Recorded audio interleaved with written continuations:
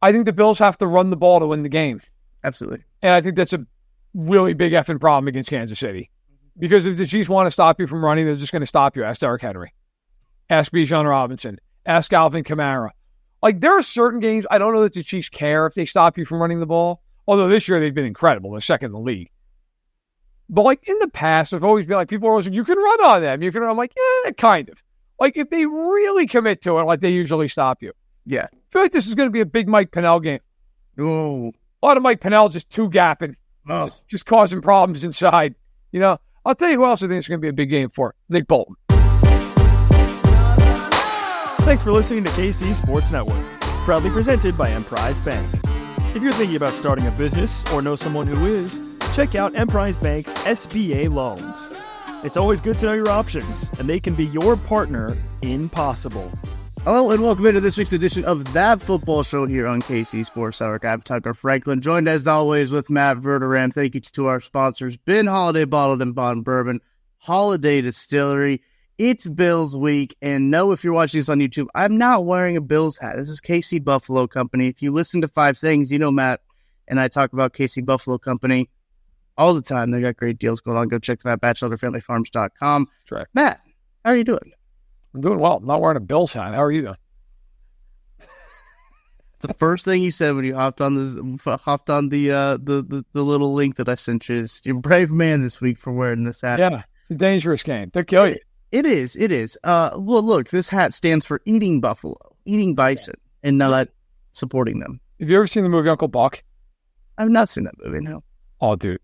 The second we're done with this, sit down and watch Uncle Buck. It's one of the greatest comedies of all time. John Candy's in it. It's amazing. And he has one of those hats that, like, it's like it upturns on the side with fur. Mm-hmm. And he's like, a lot of people don't like this hat. This hat angers a lot of people, just the sight of it. I feel like that's currently what you're rocking with right now. Yeah. No, that's I like to put a crawl in some people.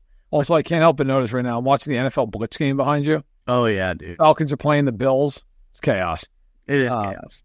Those, by the way, those games are awesome though. I have Space Invaders and NBA Jam here to my right. Yep. It's amazing. The NBA Jam one, you can connect like online across the country. Play with the Sonics and just dunk on fools day and night. I believe you can get these at like Costco too. It's like, yeah. You can get them and like just build them. I know BJ was in here when we first like opened up the office. I think this is the first show I've done from the office of That Football Show. Yeah. And when we were in here, like we were getting the office and the backdrop all set up, I just could hear swearing from the other room as BJ was trying to set it up and get it all ready. I got to make it up next time I see him. I set up two of these things. They're not hard. They're actually like oddly affordable. Like you can look at it and be like, oh my God, it was probably $5,000. Yeah. $400, which isn't nothing. I'm not like saying like, oh, but like if you said to me, how much do you think that game is? I would have been like, a couple grand. Uh-huh. You know, so in any event, we're sitting here talking about NFL Blitz and NBA Jam. Not like there's a big game this week. There's a game that some people care about. Before we get onto that game, Matt, I guess it's right. We record this on Thursday, so like sometimes the feelings of the games prior evaporate already by the time it comes to the time for us to record this podcast. But I feel like the Chiefs, the way that they beat the Broncos, is one of those that's going to stick with you for a while. I just kind of want you to take me through your maybe state of mind, your mindset as like that game was happening. I mean, I've told people we're getting ready for the post game show. And I've got everything ready for a Chiefs loss because we got to go at final whistle, right? So I've got everything prepared for a Chiefs loss. All I got to do is hit the button. We're live. And then they block the field goal. So then it's kind of like a mad dash of like, okay, I've got to change everything. So I didn't really get to, in the time, appreciate what happened. But then like after the fact, I was like, wow, like that's not luck. So my experience was when I'm watching the Chiefs, I'm always on the phone with my dad. And became like a thing during the 2019 playoffs, and now it's like every game unless he's here, I'm there. And a lot of times it's like hard to sync up the feeds exactly. So like one of us is always like a little bit ahead of the other one or whatever. And as that game's winding down, I was ahead of him, and so they always play late, but because they played at noon, I'm sitting there and I've got a column for SI that I write every week where I'm covering all the games, and I'm like looking forward into like what it means and what it means going forward.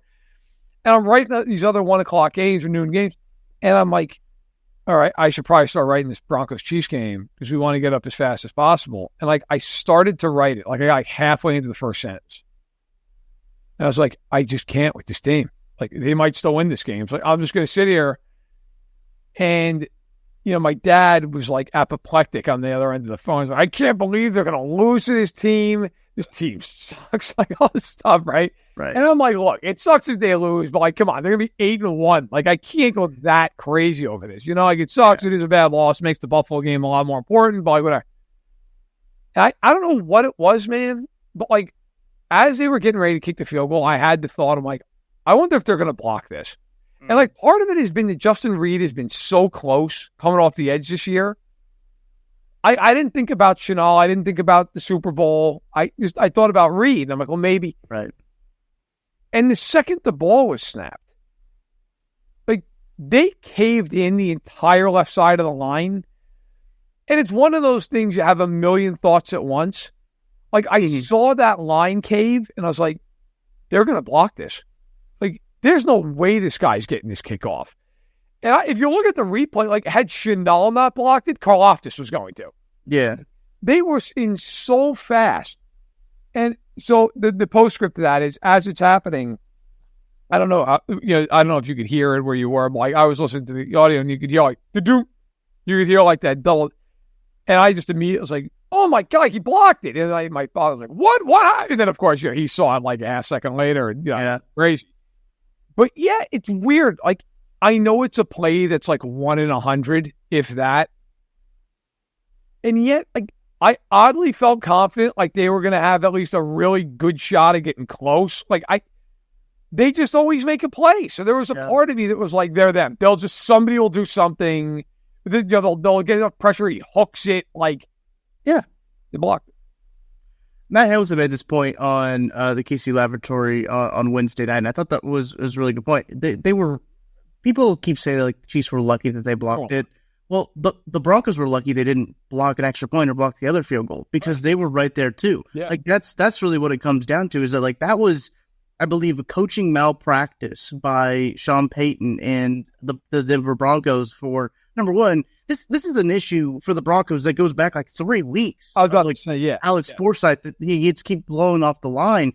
But this is an issue where you're like, okay, let's have that guy to the field side. Let's put the ball on the field side there. Like, that seems like a little bit of a oversight on Sean Payton, the special teams department, which a very good special teams unit. Like, that team has very good special teams.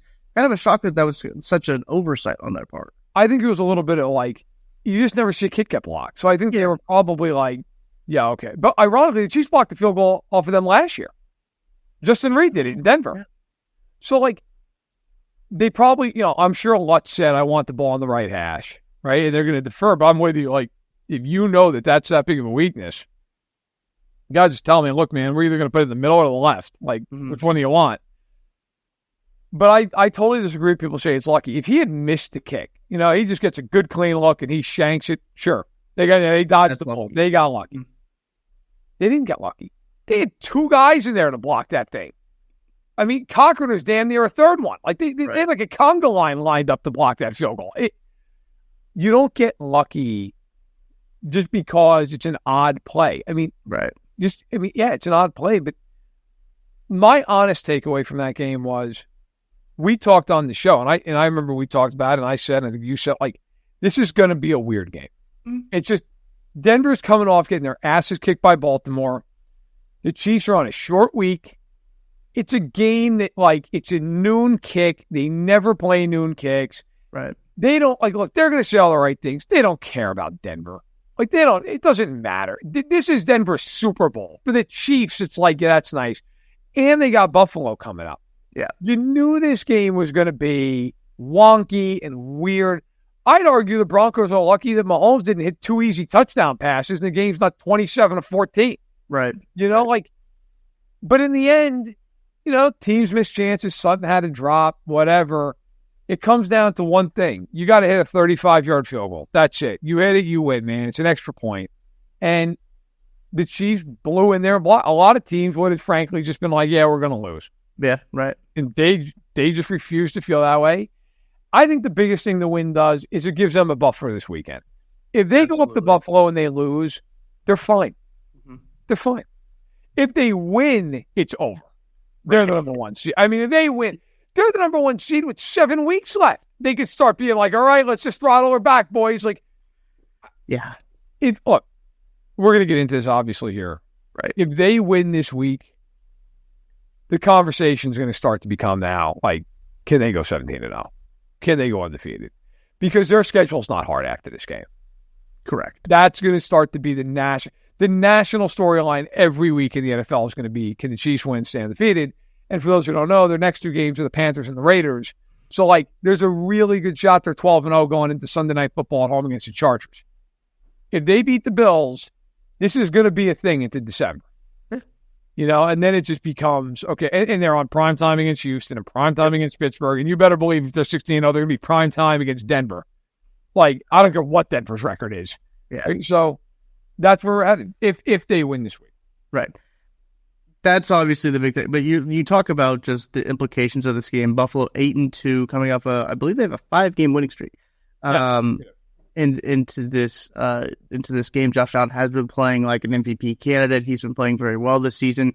He has thrown an interception, I believe, in 3 straight games. Kind of came back to earth a little bit there, maybe 2 straight games. He's thrown picks in. But I know, Matt, you and I talked about kind of with Josh Allen. We talked about the turnover-worthy plays, and I think either we had a conversation about it. I think on the show or either on Twitter. I can't remember. But Josh Allen had been making a lot of turnover-worthy plays. The interceptions just haven't been coming. It seems like he's regressing towards the mean. That was a part of the conversation we had. Like, those things happened, right? Patrick Mahomes hasn't thrown an interception in 2 straight games. Like, so again, that's just both of those guys are regressing towards the mean in terms of their play. Going to this game, Matt, I think on the surface, when you look at it, the Buffalo Bills, they're a hot team right now. The Chiefs have kind of scraped by. I think it's really easy to say, like, oh, well, look, it feels like the Bills should win this one. The Bills are at home. But as I started to kind of dive into the matchup, as I stepped in for Kent Swanson yesterday on the KC Laboratory, so I kind of started to dive into like the personnel wise as we started to talk about this game. I started talking with Matt Hamilton and Matt Lane, and I'm like, wait a second, like personnel wise, I think the Chiefs have a clear cut edge, and I think they're a better. I think the Chiefs are a better team than the Buffalo Bills. They are a better team. They are. I'll be honest with you. I'm not a big. I don't gamble. I don't care about the lines. Whatever. I'm boring. Okay. Unless it's March Madness, in which case I actually got in trouble in high school because I was basically running a bookie operation. I literally got called into my high school principal's office. She's like, "Do you have a notebook?" I was like, "Yeah, I got a notebook."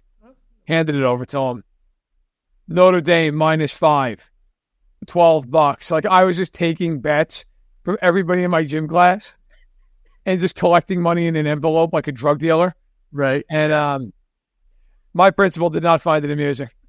Yeah, he did not think it was funny that I was running a gambling ring. But in any event, since then I've dialed back my ways. When I saw the line that the Bills were favored by 2.5 points, it took everything I had not to be like, really? Because I feel pretty good about betting that line. Like, Mahomes is 11-1-1 against the spread in his career. And he's 10-3 straight up as an underdog. Good luck to you. Yeah. No, look, man, personnel-wise, I think, so first of all, Coleman's out in this game. He's not playing. Correct. Yep. Milano's been on IR. He's practicing now, but like Menahu and Pacheco, they're not going to play this week. Correct. We will see what happens with Amari Cooper and Dalton Kincaid. Kincaid did not practice Wednesday. We do not know the injury report for Thursday. Cooper did practice limited with a wrap on his wrist on Wednesday. Mm-hmm. They are without one of their main weapons. They might be without 2, maybe even 3, although I would imagine that Cooper is going to play in this game. Their right tackle also did not practice, so that's something to note.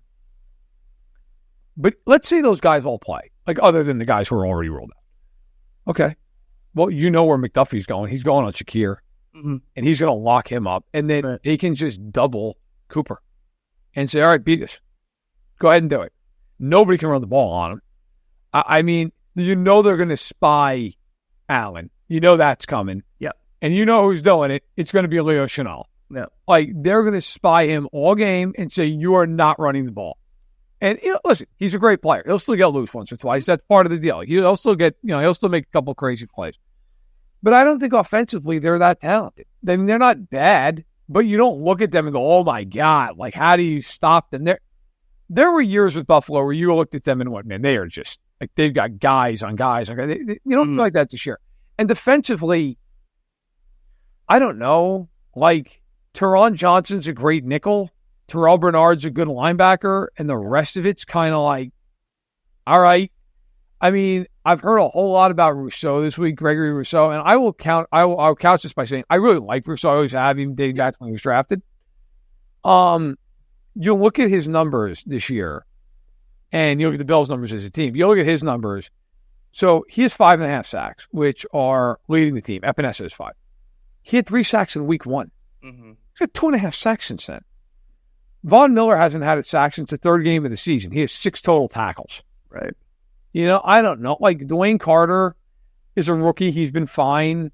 He's got 4 tackles for loss, which is solid, but, like, he's got 8 total tackles. He has no sacks. Ed Oliver has 1 sack. Like, I don't know. Am I supposed to be horrified of that? Like, I think Rousseau is the best player on the front. He has 12 tackles for loss. I mean, that's real stuff. But, yeah, man, I just, even like offensively, to go back to him for a minute. So Shakir's played 9 of their 10 games. He's leading the team. He's got 529 yards, but he's done it on like 48 receptions. So it's not like he's a big play threat. It's a lot of first downs, stuff like that. He's got 48 catches on 54 targets. So if they target him, he's probably going to catch it. Coleman's a second-line receiver. He's not there. Kincaid has 356 yards on 59 targets. Yeah. It's not efficient. It's not good. Dawson Knox has done nothing. Like, I don't know. It's fine. Like, it's not terrible, but it's just kind of like, eh. Mm-hmm. So I don't know, man. I don't think the Bills have any meaningful personnel advantage just about anywhere. I really don't feel that way. And the way Matty Lane made this point, I think it's a really good point. And the way that the Bills want to play on offense kind of plays into the hand of what Steve Spagnuolo likes to do on defense. So, and Spags has had Josh Allen's number the last couple times they've played, right? So I do think that plays into it a little bit.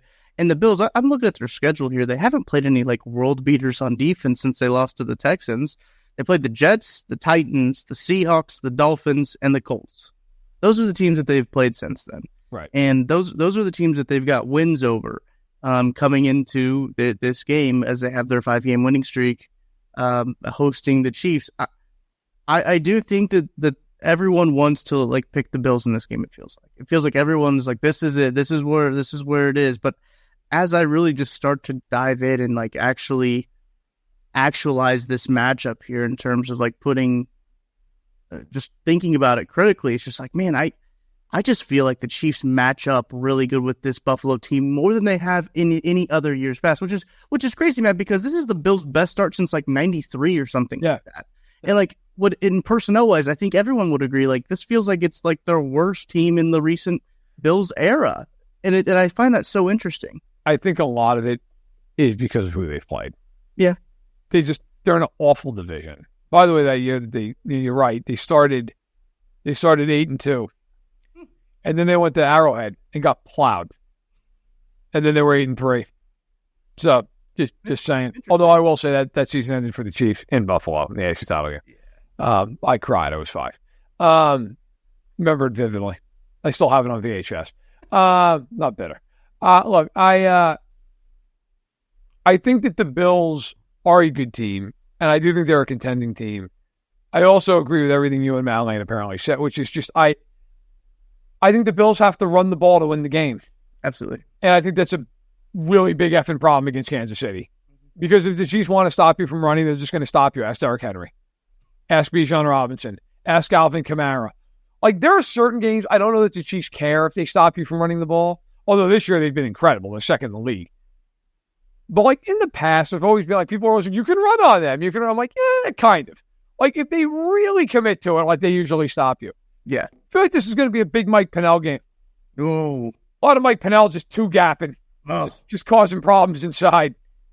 I'll tell you who else I think is going to be a big game for. Nick Bolton. This is the kind of game Nick Bolton shines in. Yeah. Downhill, physical, in a phone booth. I'm going to run your ass over at the point of attack and get to your running back.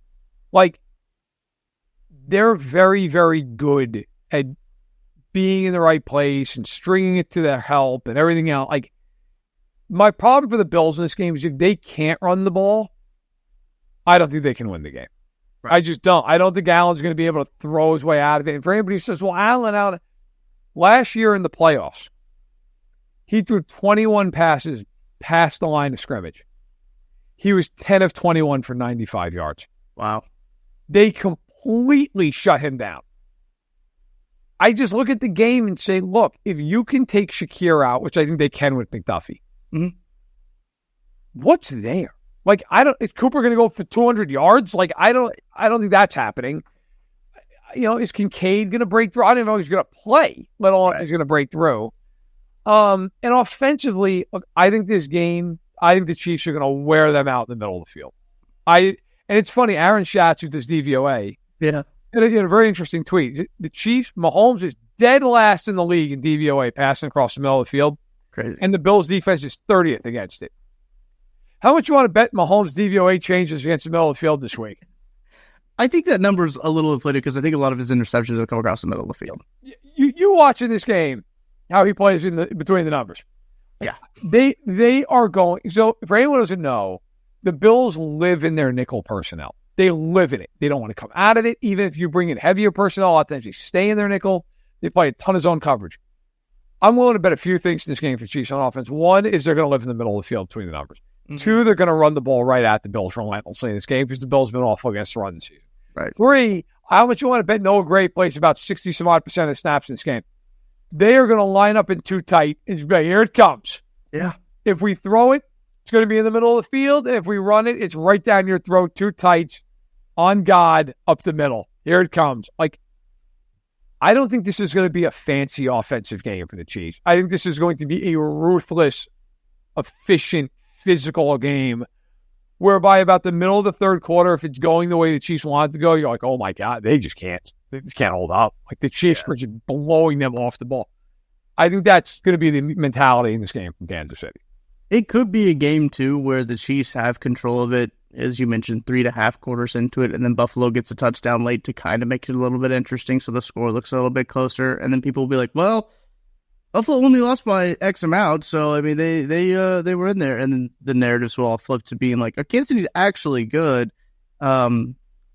It's one of those games where I do think that there's a lot of storylines of it. There's no shortage of storylines. This is the best game of the weekend. It is the one that like CBS like pined for. Like CBS was like, we cannot not have this game. CBS is going to the game with the pregame show. It's like college game day. It's why they are jumping through hoops to get this game. And I think I read something from the Associated Press where a CBS executive was talking about how they needed to, they wanted to make sure they had this game when the schedule came out, just because of they've had almost all the other ones on the network. So because they've all been AFC playoff games, and a lot of the times, with the AFC, the CBS has those rights with the AFC. So they really wanted to make sure this one was a Sunday game, and it wasn't on Thursday. It wasn't on Sunday night, or it wasn't on Monday, right, or Wednesday, apparently, because we can play the games on Wednesdays now. Forget about Friday. Oh, Friday, yeah. We're going to play Friday, damn it, at 2. Why the hell is that game? So, look, Matt, you and I are both going to that game. And I was thinking, having a conversation with some buddies, and they're like, when did the Chiefs play on Black Friday? I was like, I think they play at like 2, because I think there's another game at night. No, there's not. No. They just put a game at 2 on Black Friday. I don't understand that one. I love the NFL. Like, how drunk was whoever the hell made that decision? But they're like, listen, can have it noon, can have it night. How you want to play this big 2? We're going to own the whole day, damn it. We're going to force people to sit in their houses and watch. Like, it's great. Like, at least the Netflix doubleheader on Christmas is like, there's 2 games. So you're like, I mean, and it's at noon. Like, fair enough. But like the 2 o'clock thing kills me. Look, those people, the execs at CBS would have done unspeakable things to make this game happen. Okay, it's the game of the year. It is. I mean, because I will say this about the Chiefs and Bills. Like, they've played a lot in the last handful of years. It's basically become a divisional game. And, some of the regular season games have been kind of like, whatever. The Chiefs had that weird COVID year, like Monday Nighter. Remember that? That, like, Clyde ran for 1 million yards. Like, it wasn't that close of a game. It was the Chiefs once. You enjoyed it, but like, it wasn't that good of a game. Right. And the Bills have had a couple wins. Like, a couple years ago, they went to Arrowhead in that rainy Sunday night, and, like, Sorensen gave up, like, 9,000 yards in the game. And Mm-hmm. the last 2 regular season games have been really good. Yeah. The Bills have won them both, but the Tony offsides play, and then the one prior to that where, like, Allen leapfrogged Reed at the end of the game, and he threw a touchdown.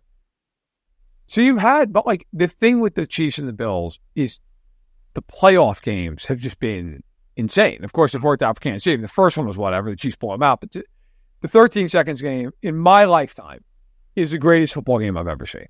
Mm. Like, I remember during the 2-minute warning in that game, before everything happened, saying to my dad, like, look, I don't know who's going to win this game. This is one of the greatest football games I've ever seen. And then everything else happened after that. Right. And, of course, last year, a wide right to sequel. And, the Chiefs made it sick. They won the Super Bowl. So it's not just that they're 2 really good teams, or like one great team, one really good team, but it's like the history of it.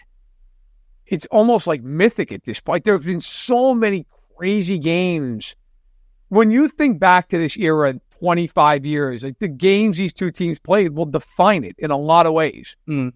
When you're, whatever, when you're 50, you're going to look back on, man, that 13 seconds game. Like, you will measure games you see going forward by that night. Like, I remember where I was watching that game, and this game was great, but it wasn't that. Like, it wasn't 13 seconds great, so it's fascinating. And the nice thing about this game is, the Chiefs actually care about this game to some extent. Right. Like, I don't know that they care quite as much as the Bills do. Correct. But they'll be awake for this game. Unlike the Denver game, where I feel like they got to about the middle of the third quarter, like, oh God, fine, I'll get out of bed, fine. They'll be like actually awake for this football game. That's what's going to be interesting is the Chiefs know they're going to see this team later on in the season too. Like, they know that they'll see them in the playoffs. So balancing we don't want to show all of our cards with this is an important game, and they can really make things a whole lot easier for them the rest of the year if they do beat Buffalo. It's going to be interesting. It'll also be an interesting conversation to have if they are undefeated, right? And they do have some of these games coming up, and they do have the opportunity to sit some guys if they do choose to sit some starters. Yes. That's going to be an interesting conversation to have as things progress. But obviously, we're sticking with Buffalo. We got to win this game first before you have. Got to win this game first. By the way, I'm sending you, as we're doing this live, I'm sending you a tweet that shows a chart of how effective teams are, both explosive run rate and rush success, and it is the most hilarious chart for the Chiefs. Like, oh, good. Where's Kareem? The Chiefs are far below everybody else in explosive runs, but are destroying people in run success rate. Like, just we're running for 4 yards. We will pick up 4 yards every time we run the ball. We're running duo, damn it. We're running it up the gut. And that's like Kareem Hunt just going to plow somebody over for 3 yards and fall for another one. It's great. So here's an interesting conversation to have about this. I believe I did see this earlier this morning. Amazing chart. An incredible chart. In the bottom. The Raiders are just terrible at everything. Yeah, they're just not good. The Raiders just don't run for explosive plays or run for any success. The Cardinals, though, on the other hand, are explosive and are good. The Cardinals are a problem running the football. Yep. Yeah. That's impressive.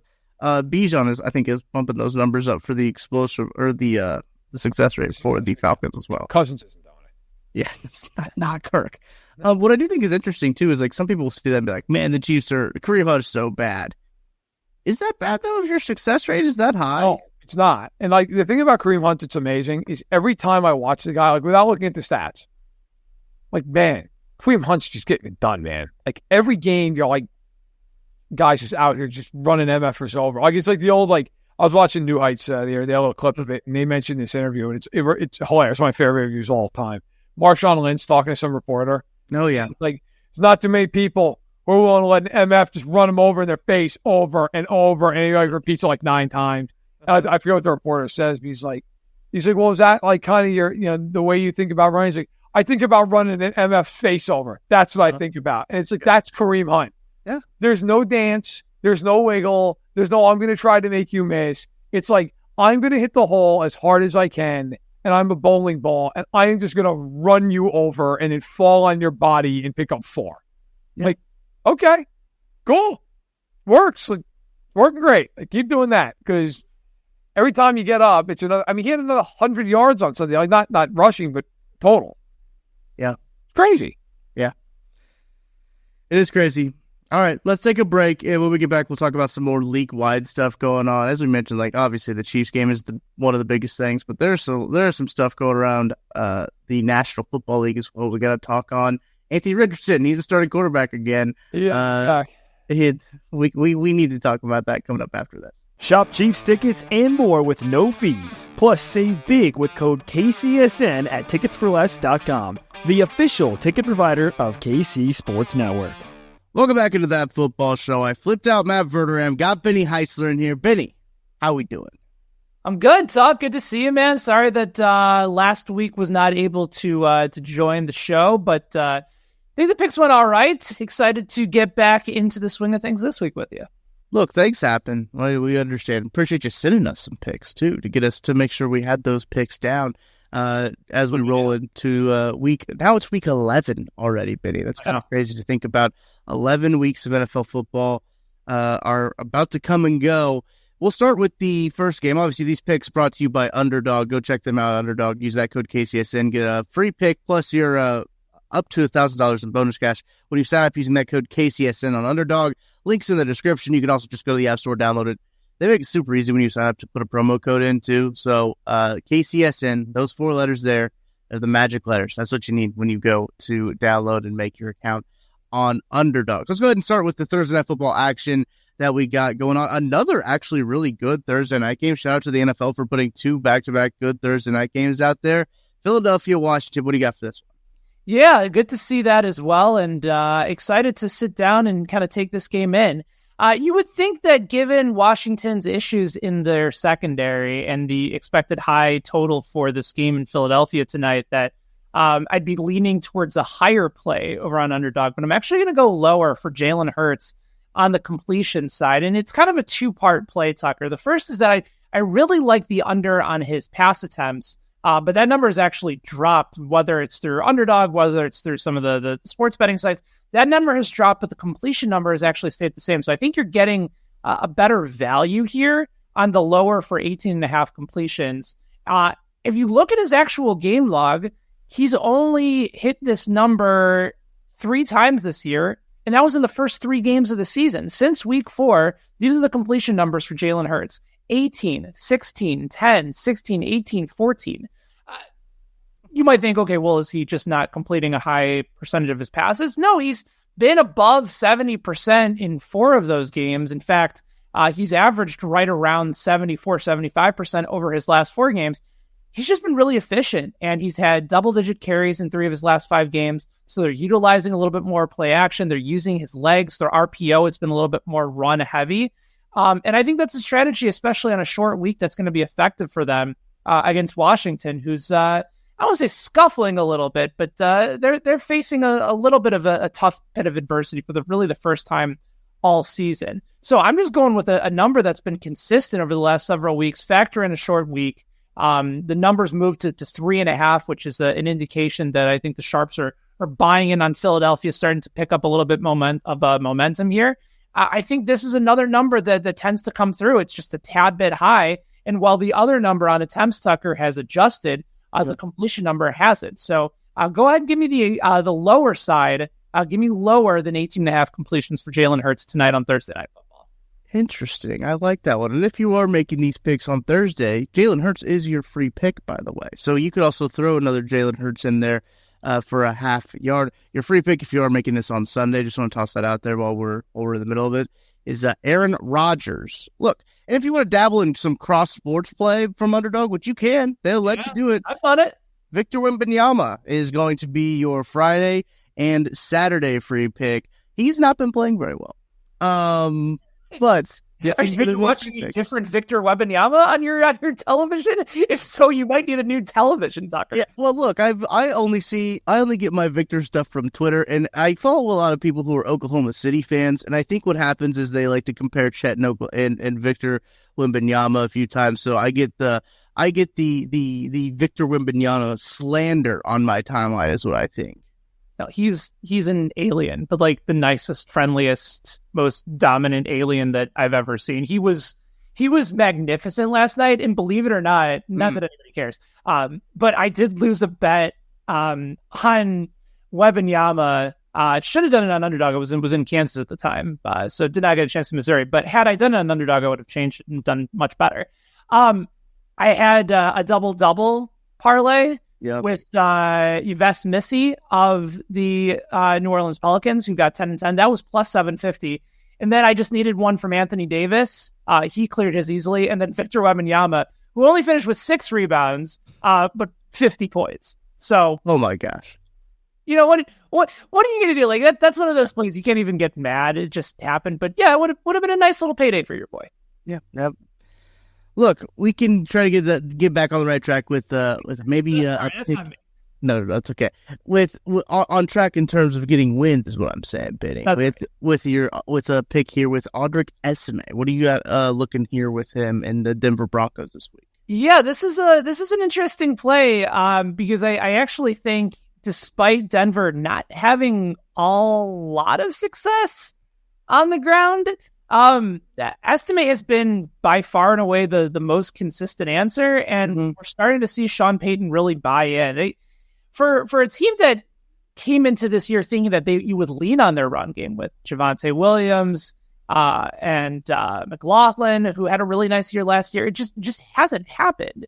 And meanwhile, you saw Estime play last week against the Chiefs, got 45% of the snaps, ended up with 14 carries, 53 rushing yards. What I think has also been impressive, as my guy Derek Brown points out over at Fantasy Pros, is that the yards after contact, averaging over 3 on 29 carries this year. Atlanta's given up some big runs over the course of the year. I still believe that even though Bo Nix has been much more impressive than I would have anticipated this year, that they still want to use that offense through the run game to open more opportunities for Nix. And the number here on Underdog feels fairly reasonable at 58.5. In fact, I anticipate that number climbing to closer to maybe 62, 63.5. Not just on Underdog, but across the sites as more people start to realize that he is the guy. And it's a home game for Denver where they're a small projected favorite as well. So between game script, playing up in Mile High, and knowing that this is now the rookie running back that Sean Payton has trusted throughout the course of the year, I think Estime clears this number, and I like him to go higher than 58.5 rushing yards. I think it's a good pick too. I liked Estime out of college. Trying to say that 10 times fast, was trying to get his name right as a tough one. It's good to see him come on for the Broncos here. And Benny, let's round this one up with the biggest game of the week. Obviously Chiefs, Bills, there's going to be a lot of interest there. Benny, obviously later on in the week in our 5 things, you'll have a whole pick card full of Chiefs and Bills picks, but here's a little bit of a taste, a little bit of an appetizer for us here as you're looking and building your NFL card. Yeah. And by the way, I want to shout out my buddy Evan Abrams over at Action Network, who pulled this stat this week. Probably something I'm going to share across the socials fairly shortly. But I'll give you guys a taste of this now. So Chiefs 9-0. Obviously, they're underdogs versus the Bills this week. Yeah. There have only been 4 times in Super Bowl era NFL history where a 9-0 team, straight up or better, has been listed as an underdog. Tucker, out of curiosity, do you happen to know the last team that was 9-0 that was an underdog going into a game heading into week 11 or later? I have 2 guesses. Okay. My first one would be the 2020 Steelers. That is incorrect. A good guess, but not the 2020 Steelers. Okay. Other guess would be the 2013 Chiefs. You would be correct. Okay. Very, very good. Yes, the last one was the Chiefs back in 2013. So Kansas City getting 50% of the teams that have been 9-0 coming in or better as an underdog. So fairly remarkable history there. Another history that has been relatively successful has been Josh Allen running wild on Kansas City. Maybe not necessarily wild, but getting plenty of volume. Mm-hmm. Over his career in 4 regular season games, Josh Allen has run for 10 times, 12, 11, and 8, 42, 59, 32, and 32 yards, respectively, over those times with 2 touchdowns. So the final portion of our underdog plays that I like Josh Allen to be higher than 0.5 rushing and receiving touchdowns against Kansas City. It's almost as if Buffalo has been kind of getting themselves ready for this game. We've always talked about how Buffalo oftentimes has the upper hand during the regular season, and then the playoffs come, and then something inevitably happens, and Buffalo loses that game. Right. But they've gotten some weapons. We'll see whether or not Amari Cooper is out this week. I know Khalil Shakir has been helpful. Also, Dalton Kincaid, who's been one of their top red zone options, may not play this week. Right. This likely indicates that it'll be a Josh Allen type of game where we're going to anticipate a little bit more running, a little bit more taking the ball and keeping it and putting the play into his hands. And we know how much Buffalo wants this game to be able to end the Chiefs' undefeated streak. And I know Denver certainly came close last week. But with Allen, it's the play and the volume, as well as the potential non-available status of somebody like Dalton Kincaid in the red zone. This makes me feel like Josh Allen is going to sniff out the end zone this week. So I like him to go higher than 0.5 rushing receiving touchdowns this week over on Underdog. I think it's a good play. Josh Allen's been playing really well this season. MVP type candidate. I've been really impressed with how he's been able to play. And I've been really impressed with your picks, Benny. Thank you for joining us once again for On That Football Show. Giving us your picks here, presented by Underdog. Obviously, go use that code KCSN. You can get your free pick plus $1,000, up to $1,000 in bonus cash as well. That free pick obviously being Jalen Hurts on Thursday. If you're able to listen to this and get this in on Thursday, get your Jalen Hurts pick. Victor Wembanyama on Friday and Saturday, and Sunday you get, I believe it's Aaron Rodgers, was it? Yes, Aaron Rodgers is your free pick there. So go take advantage of that there at Underdog. Benny, appreciate you joining us. Mad Talk, good to see you. All right, Matt, let's get into it. Around the league, we got to start with Anthony Richardson, I think, because that is, you and I have kind of maybe one of the few things that I think you and I differed on is kind of the handling of that situation with Joe Flacco and everything like that. I thought they should have stuck with Anthony Richardson before. Look, I understand why, like, optically they needed to after he said he needed a blow on a play, right? He needed to take himself out on 3rd and goal. That's tough. But Joe Flacco didn't make them a better football team. It's not one of my greatest takes. He was bad. And he was not good there. And I was honestly very curious to see how long Steichen was going to stick with Joe Flacco, because I feel like he created pressure on his job for himself by making this move. Yeah. Like, this was an unforced error, I believe, from the Indianapolis Colts coaching staff. Yeah, it's one I would have made too. But it's funny, like, so my quarterback rankings, I do them monthly at SI. They went out today. And I wrote them, like, I always try to get a few days ahead. So I wrote them like Monday. Maybe it was like Monday night after the Rams game. And I'm writing them. And of course, at the time, Flacco's the starting quarterback. So I literally wrote an entire paragraph just saying, like, how long can they stick with this? How long can they do this? Because at some point, Flacco being terrible matters. It's not good. Yeah. And I'm like, I was all about, like, yeah, go to Flacco, whatever. But, like, obviously, it is not playing out the way it played out in Cleveland a year ago. Mm-hmm. And then I get a text from my editor, and he's like, yo, listen, Flacco's out. So I'm going to need you to rewrite that section. I'm like, okay. So I guess the answer is not even until I publish this is how long they can stick with Joe Flacco. Listen, I mean, it's one of those things, like, I get it. I don't know that it matters. Like, they're both terrible. Anthony Richardson's completing 44% of his passes. He's got more picks and touchdowns. So here, I'm gonna flip this a little bit to a different, like, avenue, not because my take was brutal, but, like, because I think it kind of factors into my take being brutal. We have this weird thing that we all do in the media where, like, guys come out in the draft and it seems like some guys are beloved for reasons that don't really matter, and then other guys are, like, maligned for the same thing. Like, oh, everybody's down on Bo Nix, or everybody loves Anthony Richardson, right? And it's like Anthony Richardson was one of those guys. Like, oh, God, he's great. You don't understand the greatness that is Anthony Richardson. It's like, I got to tell you, maybe he's just not good. Yeah. But people just can never bring themselves to do it. Like, we're all going through this right now with Trevor Lawrence. Yeah. Generational. He's generational. And God forbid you ever had like a controversial take like the other way. Like, I don't know if he's generational. He might just be decent. Just say you don't know ball without saying you don't know ball. All these assholes that come out of the woodwork. Yeah. People like, you don't understand the specialness that is Trevor. And it's like, again, got to tell you, watched him for 4 years. I don't know that he's special. He's kind of a guy. Like, at what point, I feel like the Caleb Williams trade, that's next. Oh, it's Waldron's fault. Oh, it's this guy's fault. It's the line's fault. I'm like, okay, sure. I'm not saying that those people don't take blame. You drafted this guy number 1 overall, so he'd elevate the team. Right. How about doing it? Right. I mean, can you throw a pass to the guy on your team?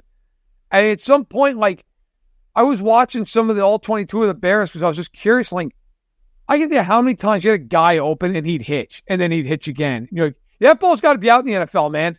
Yep. Like, you're not playing Fresno State. That ball's got to be out. Like, if that ball's not out on time in the NFL, that guy's not open anymore.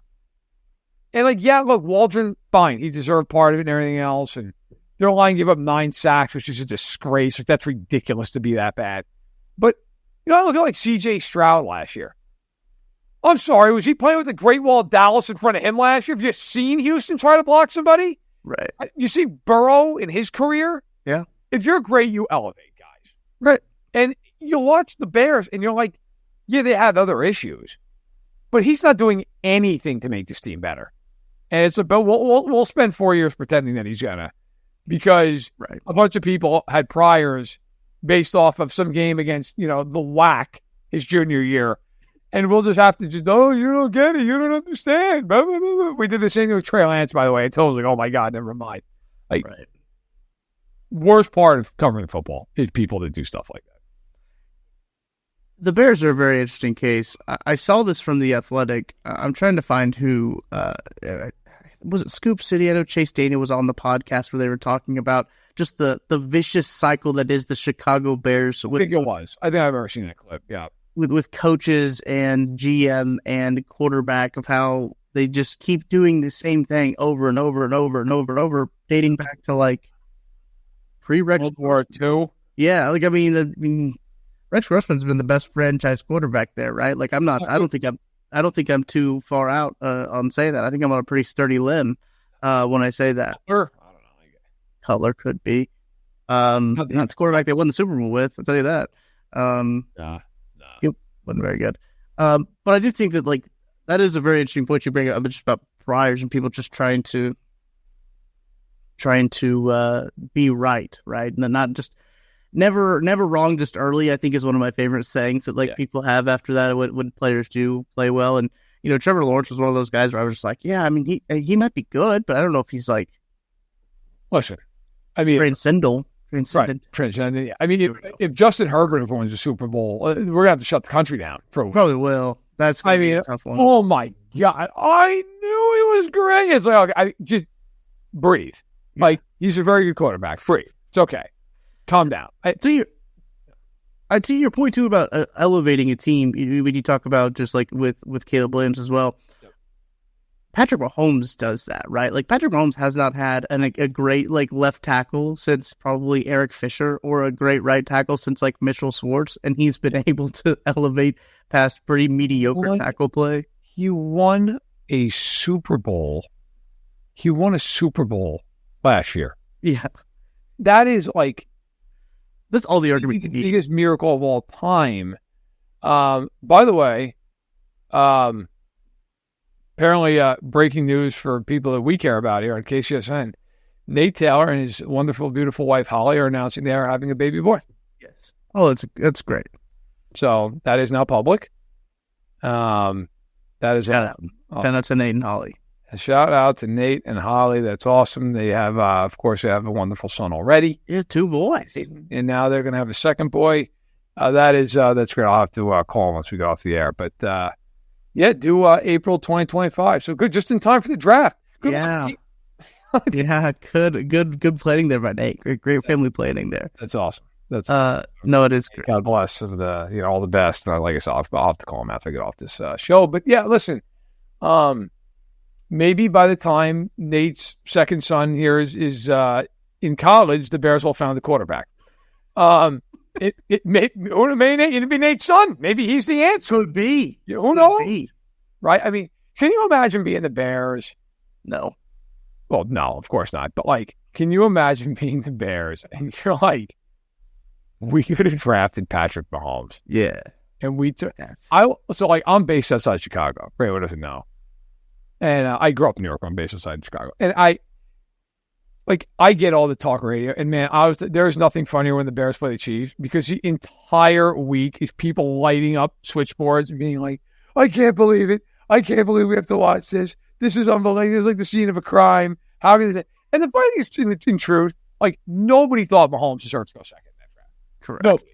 People thought the Chiefs reached like crazy to take him. Yeah. They're like, it wasn't like you were sitting there going, man, like hindsight is obviously 2020, but nobody thought that the bigger hilarious blunder of all this, and it kind of worked out because both teams ended up getting a franchise quarterback. The Bengals took John Ross one pick before the Chiefs took Mahomes. Right. And had Andy Dalton. And the Bills, who had no quarterback, were like, yeah, you guys want to trade with us? That's cool. Here. It's amazing. Yeah. And Bills fans always say, like, well, yeah, but we got Josh Allen. Like, yeah, but if you had just taken like a tackle there, the Saints would have taken Mahomes and you would have Super Bowls right now. Right. Yeah. But you don't because you gave the Chiefs Patrick Mahomes. By the way, one underrated storyline in this game is if this becomes like the Xavier Worthy breakout moment game. Yes, that is a really good point because buck 70. They have nobody who can keep up with him speed wise. Like they could be in trouble if he gets behind him. If Mahomes actually delivers a good throw, which has been a question the past couple weeks for some reason. But if those two connect, that Buffalo could be in shambles. Orchard Park may cease to exist if Xavier Worthy goes 2 deep ball touchdowns. If Worthy just goes for broke and torches their secondary, so that would be. And meanwhile we're gonna get the shot of Coleman, who actually had a really good year, but the poor guy's hurt. Yeah. Like Coleman on the sideline, they're gonna do it. And there's Worthy just and then they go up to the obligatory shot of Brandon Bean in the box. As Worthy just dust Taylor wrap for a 75-yard touchdown. I'll tell you these numbers. I get the people who are like, he's not having a good year. I don't know how you feel about this. I honestly don't. When I watch the games, if Mahomes could hit him, yeah, the kid would have about 7 touchdowns and 455 yards. Right. He's been wide open. They just haven't connected, but it's there. It's like he's not getting open. I don't know. I agree. I think he's actually been pretty good. It's just been they've misconnected a bunch of times. Yeah, I don't think a lot of the stuff has been his fault. I would actually say there's obviously been a couple things his fault, not knowing where he is on the field. That's his fault. Yeah, no. But there's been balls that have been thrown out of bounds that he hasn't been able to get to. And I think Ron Kopp did a really good job highlighting this on Twitter. I think I saw him tweet this out about he's doing good stuff on routes where he's not getting the ball and something else breaks down, right? There's a pressure from the left side immediately, so he doesn't get the ball delivered. Right. Yep. So he's doing good stuff, and sometimes other things that happen. I think it's one of those things where it's just he's been. What's so frustrating, I know it's happening. I think with other people that I talk to kind of on a frequent basis is just all the what ifs with him are so frustrating. It's been what ifs for the past 3 weeks. That's. What if this happened? What if that happened? What if this happened? That's frustrating, but it's there. I think it's all there. It's just one of those things where once the connection hits, it's going to hit. It's going to be good. I'm not worried about Xavier Worthy at all. I know there's some people that are. I'm really not either. I'm not there. Yeah. I understand that people who are well, he struggles to get off of physicality. I was yeah, but you knew that. Yeah. They didn't draft him to be Anquan Bolden. They drafted him to get deep. And he does it. He does it well. He gets open. One thing we have seen, he's a good ball tracker. He has no. I mean, that one he had against the Chargers was incredible. He's got good hands. I'll be honest with you, man. I was at that Bucs game. Listen, he's got to do a better job of knowing where he is. I agree with you. That ball also is inside. It's a touchdown. Yeah. Like, Mahomes threw it to the wrong side of him. Now, again, he's still got to catch it being bounced. I'm not arguing that. But, like, the one against the Broncos, he's wide open. Right. Like, if Mahomes throws that ball a little air under it toward the inside, it's a touchdown. He walks it. Yeah. So, and the Saints, there was, like, one that he almost had where he was open, then one where he drew a pass interference from, like, 50 yards. Yes. So, to me, I'm like, look, man, the guy is, like, he's been good. I get it. I understand. The one thing I push back on these people were like, well, his targets to receptions are yeah, but his targets are like 40 yards downfield. Like, it's not like he's Shakir, who like every ball's like 2 feet out in front of him. Like, so to me, I don't know. It would be hilarious if this is the game where they're like, oh, he got free, got him, and like a 90-yarder down the seam, like, and they're going to try.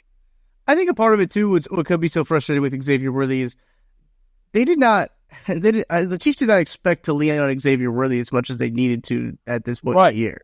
Right. So, like, I think that could be kind of there's a lot more on his plate that he even anticipated, that the team anticipated to put on there. Right. So that could be a little bit of thing too, in terms of just the growing. Look, there's growing pains. We know that with rookies. Look, Rashee Rice didn't come on until like the back half of last year, right? So, and that was rare. Like, I feel like I need to reiterate that every time I talk about Rashee Rice, is like, that's rare with the Chiefs rookie wide receiver or just an Andy Reid in general rookie wide receiver. What Rashee Rice did last year was phenomenal, not normal in the Chiefs offense. Right. And I think to expect Xavier Worthy to come in and do what Rashee Rice did was not a realistic expectation to begin with. But I think what he's doing now is fine, and they'll make the connection. I'm not too worried. Also, there's still a lot of football. Let's just also be real too. Yes. Okay. Rashee Rice was force-fed like that kid in Matilda with the chocolate cake. For anyone who's seen that movie, they were like, Rashee, buddy, you're it. Uh-huh. You're getting every ball. We won't throw to another receiver. Like, it got to a point where Sky Moore was basically doing jumping jacks wide open 8 yards away from Mahomes, and Mahomes was like, I'd rather throw it into the ground. Mm-hmm.